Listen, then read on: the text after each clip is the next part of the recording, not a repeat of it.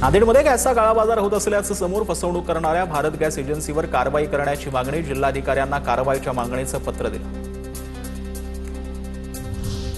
रत्नागिरीतील auto LPG pump 12 तासातच बंद झालाय। काल 20 दिवसांनंतर पंपाला गॅस पुरवठा मात्र तोही अपुरा, त्यामुळे नो स्टॉकच्या पंपाबाहेर बोर्ड लागलाय। पंप बंद झाल्यानं रिक्षा चालकासह अनेक वाहनधारकांचं जे आहे ते हाल झालेले आहेत।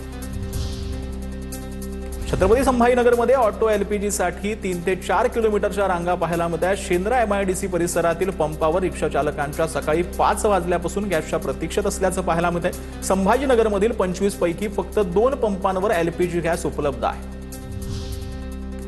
छत्रपती संभाजीनगरच्या लाडगावमध्ये भरलेल्या गॅस सिलेंडरची चोरी झाली। संपूर्ण घटना घराच्या कंपाऊंडमध्ये घडलेली आहे। चोरटा थेट आता घरात घुसून गॅस सिलेंडर उचलून नेतानाचा सीसीटीव्हीमध्ये व्हिडिओ कैद झाला।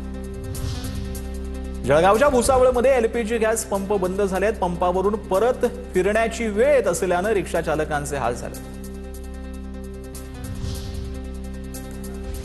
तर सावनेरच्या यवतमाळमधल्या जे आहे ते सावनेरमधील हॉटेलमध्ये पुरवठा विभागाची धाड पाहायला मिळते। 15 सिलेंडर आणि 15 लिटर पेट्रोल जप्त करण्यात आले। गॅस टंचाईचा गैरफायदा घेत सिलेंडरची साठवणूक करण्यात आली।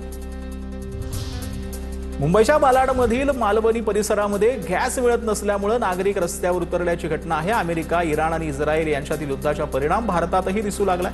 गॅस बुक करूनही वेळेवर मिळत नसल्यानं नागरिकांचा संताप पाहायला मिळतो।